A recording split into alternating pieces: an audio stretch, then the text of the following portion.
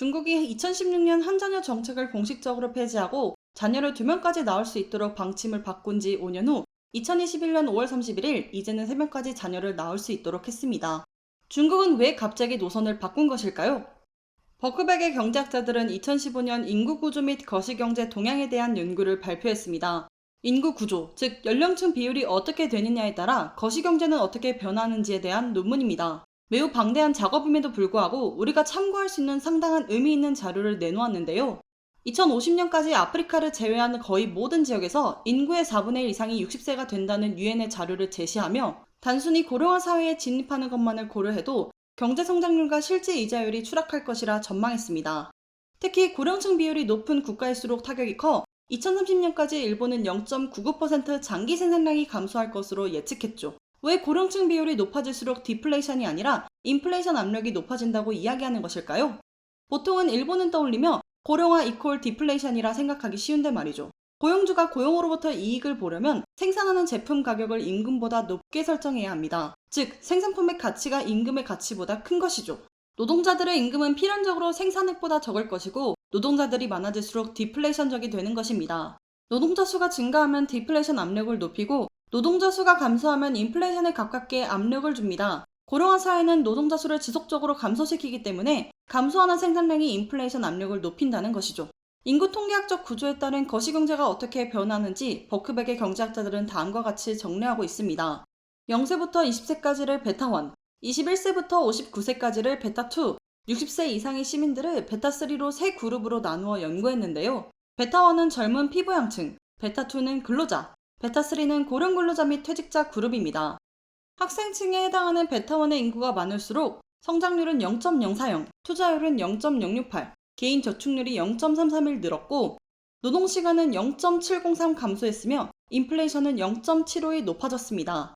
모든 세대와 비교해 보았을 때 베타1이 인플레이션에 가장 높은 압력을 준 것은 순소비 계층이기 때문입니다. 같은 피부양층임에도 베타3 그룹은 성장률과 투자율, 개인 저축률, 노동시간 모두에 부정적인 영향을 주었습니다. 흥미로운 점은 베타3의 인플레이션 압력이 베타1보다 낮다는 점입니다. 이는 고령층의 소비가 제한적이어서 젊은 층에 못 미친다는 점과 은퇴자 중에서도 고령의 근로자들이 존재한다는 점의 영향 때문입니다.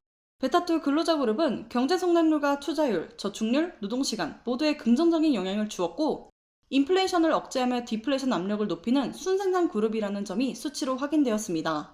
가장 중요한 점은 생산은 디플레이션 압력을 높이고 소비는 인플레이션의 압력을 높인다는 것입니다. 가장 많은 소비를 하는 베타1의 인플레이션 압력이 가장 높다는 점과 가장 많은 생산을 담당하는 베타2의 디플레이션 압력이 가장 높다는 점을 보면 알 수 있는 부분이죠.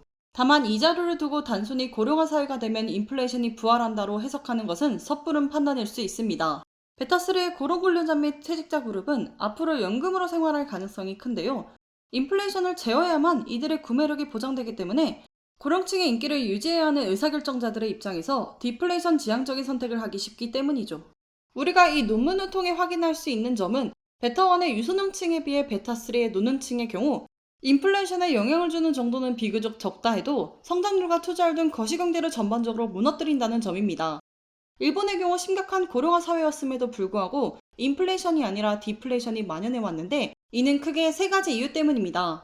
첫째, 고령화로 일본 내 노동자들이 감소했다 하더라도 세계적으로 베타2에 해당하는 노동자층이 증가하고 있었기 때문에 해외에서 직접 노동자를 구해 생산력 부족을 얼마든지 해결할 수 있었습니다. 둘째, 일본은 65세부터 74세까지 고령 노동자들의 비율이 OECD 국가 중 가장 높습니다.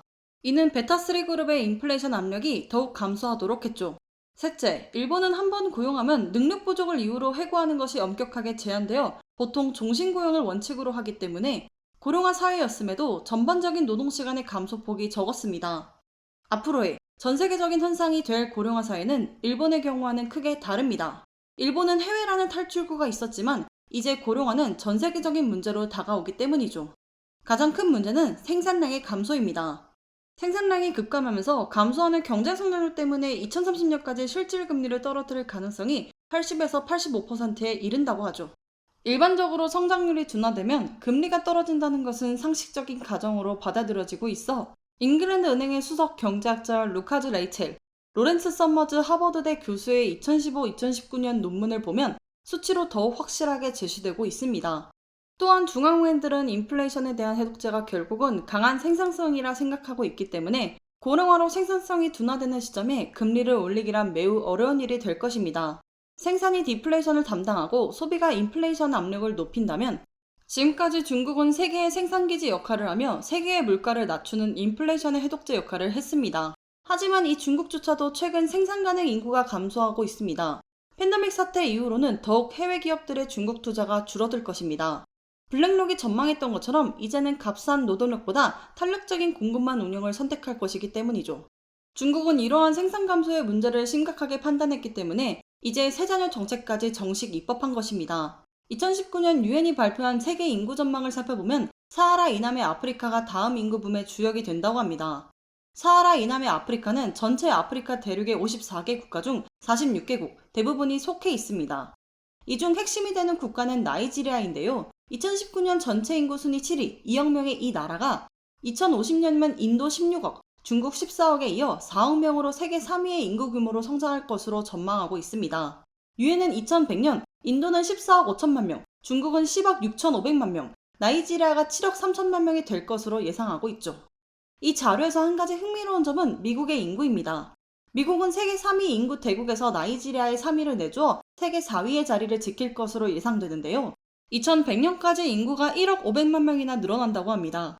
중국은 3억 6,900만 명이나 줄어드는 동안에 말이죠.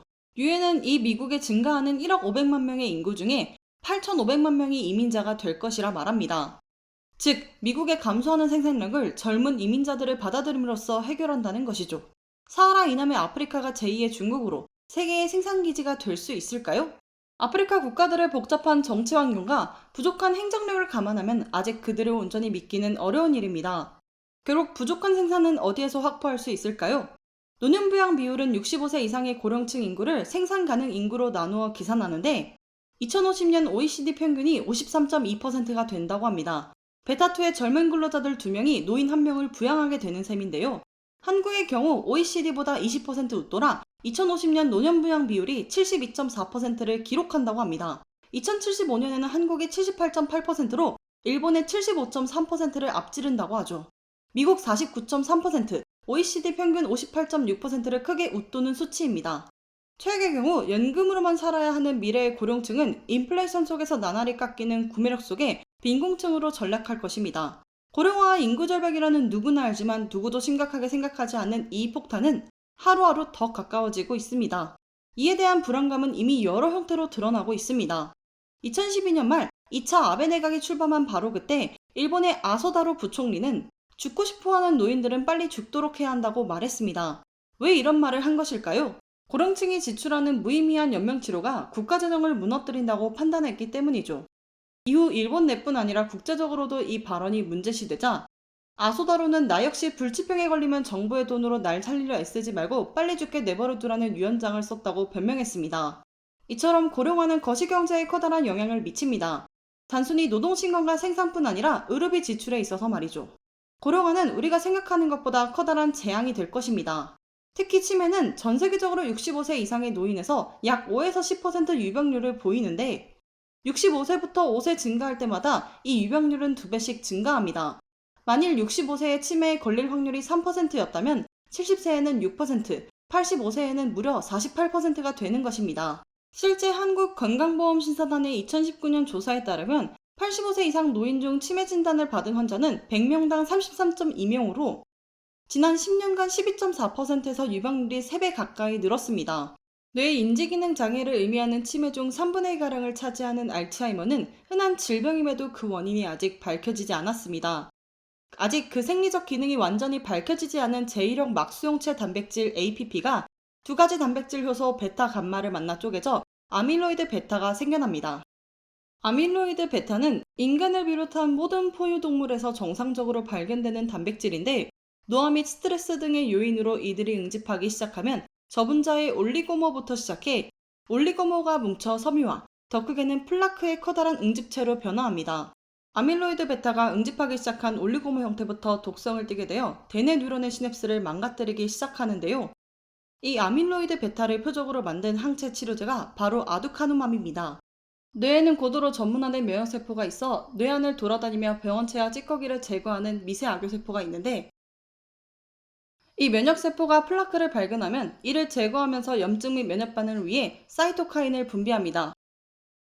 문제는 이렇게 분비한 사이토카인이 주변의 뉴런에 데미지를 준다는 것이죠. 알츠하이머 환자들의 경우 이 아밀로이드 베타 농도가 정상에 비해 100배에서 1000배가량 높습니다. 현재로서는 아밀로이드 베타가 뇌에 축적되어 뇌내 신경세포 소실로 이어진다는 수정된 아밀로이드 가설이 주로 지지받고 있어 아밀로이드 베타 플라크를 제거하는 방식으로 신약이 개발되고 있었는데, 가장 유력한 후보 물질이던 바이오젠의 아두카누맙이 2021년 6월 7일 FDA로부터 알츠하이머 치료제로 승인받았습니다. 아두카누맙의 임상 3상은 인게이지, 임머지, 임상 IB상의 세 가지로 진행되고 있었는데, 2019년 3월 앞에 두 임상의 무용성 평가에서 예비 데이터가 1차 평가 보수를 충족하지 못할 것이라 평가되어 임상을 종료한 바 있었습니다. 하지만 같은 해 10월 도련 바이오젠은 임머지 연구에서 인지기능 감소를 막는 효과가 나타났다고 주장했죠. 인게이지에서는 같은 효과가 나타나지 않았음에도 말이죠. 결국 2020년 11월 6일 FDA의 말초 중추 신경계 약물자물위원회가 바이오젠의 자료를 토대로 투표를 진행했습니다. 첫째, 인게이지와 관계없이 독립적으로 검토된 연구 302는 알츠하이머 치료에 대한 아두카누맙의 효과를 강력히 뒷받침하나요? 다시 말해 바이오젠의 주장처럼 인게이지 임상과 관계없이 이머지 자료는 강력한 효과를 보장해주는지에 대한 질문입니다. 이에 자문위는 예 1명, 아니요 8명, 불확실하다 2명으로 투표했습니다. 두 번째, 바이오젠의 주장처럼 임상 3상의 세 번째 IB상은 아두카누맙의 효과를 뒷받침하는 증거를 제시합니까? 이에 자문위는 예 0명, 아니요 7명, 불확실 4명으로 답했습니다. 세 번째, 바이오젠이 알츠하이머에 대한 아두카누맙의 양리학적 효과의 증거를 제시했습니까?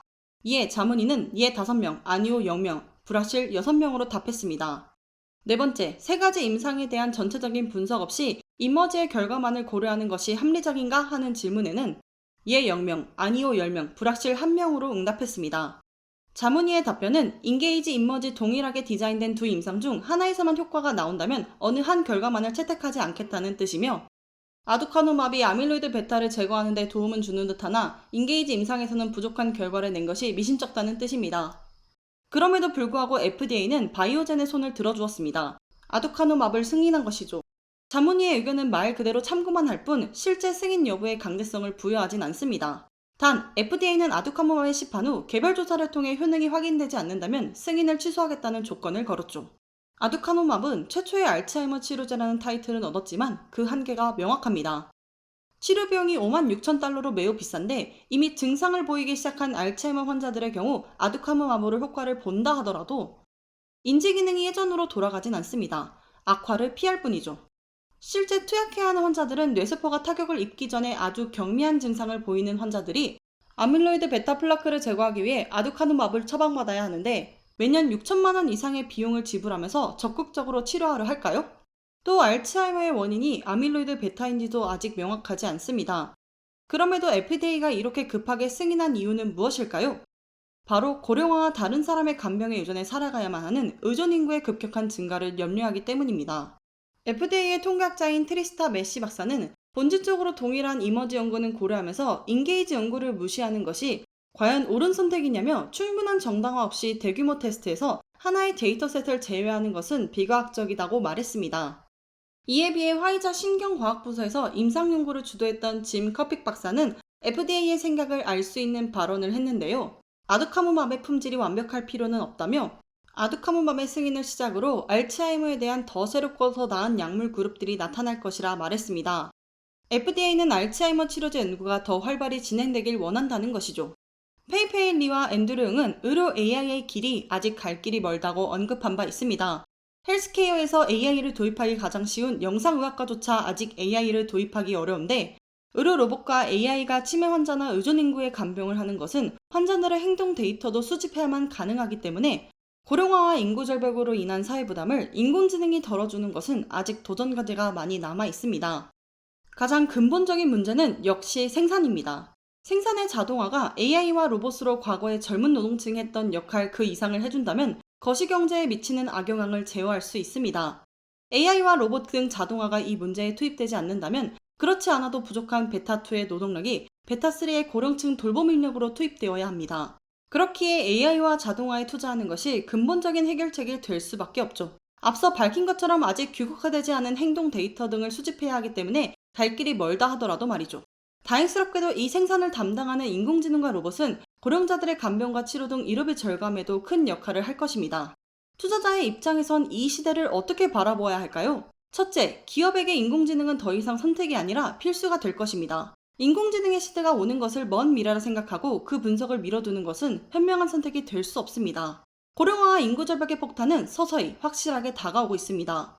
인공지능과 생산 자동화의 갈 길은 멀고 도전과제는 산더미처럼 쌓여있다 하더라도 고령화를 가장 근본적으로 해결할 수 있는 방법은 생산의 자동화이며 이 중심에는 AI가 있습니다. AI와 생산시설 자동화를 달성하는 소수의 기업과 자본가들은 과거 베타2의 젊은 노동층의 몫이었던 부분까지 가져가게 될 것이기 때문에 자연스럽게 부가 한쪽으로 쏠릴 것입니다. 이들의 부를 재분배하기 위한 제도적 장치가 잘 마련된 국가에 투자하는 것이 바람직할 것입니다. 둘째, 단순 노동 및 육체 노동을 자동화시킬 수 있다면 지식이 넘쳐나는 세계화 시대에 고령 근로자들의 경험은 더욱 소중한 자산이 될 수 있습니다. 앞으로는 더 많은 국가들이 베타3의 고령층이 더 오래 더 잘 일하는 것을 원할 것입니다. 고령 노동자들이 일할 수 있는 플랫폼, 아이템을 개발하는 기업이 시대적 흐름을 따라 커다란 기회를 얻을 것입니다. 셋째, 선진국에는 자본이, 사하라 이남의 아프리카, 인도를 비롯한 개발도상국에는 젊은 인구가 넘치기 때문에 이들 간의 교류는 더욱 활발해질 것입니다. 코비드19로 인해 세계화의 제동이 걸리고 있지만 앞으로도 세계화는 계속될 것입니다. UCL의 이브라임 아부바카르 감염병 역학 교수는 이러한 인구 예측이 절반만 맞더라도 이제 이민자들을 받아들이는 것은 선택이 아닌 모든 국가의 필수가 될 것이라 말했습니다. 성공을 위해서는 이제 세계 정치에 대해 근본적으로 다시 생각해야 하며 생산 가능 인구의 분포는 인류의 번영을 결정짓는 중요한 요소가 될 것이라고 했죠. 다시 정리하면 고령층을 노동시장에서 제외시킬 것이 아니라 그들만이 할 수 있는 생산을 하도록 해야 합니다. 인생 경험이 많은 그들이기에 할 수 있는 생산을 말이죠. 단순히 베타2의 젊은 근로자들로부터 세금을 높여 고령자들의 연금과 간병 및 의료비용을 대는 것은 근본적인 해결책이 아닙니다. 더 많은 생산은 AI와 로봇, 자동화에 맡기고 제도적 기틀을 마련, 그들에게서 증세를 하는 것이 바람직합니다. 젊고 의욕 있는 인재들을 유치해야 합니다. 생산 가능 인구의 분포가 앞으로의 시대 번영을 결정지을 것입니다. 훌륭한 기업과 기업가는 이 커다란 변화의 흐름을 잘 읽고 그 파도를 탈 것이며 주의 깊은 투자자들은 그 기업을 찾아낼 것입니다. 시청해주셔서 감사합니다.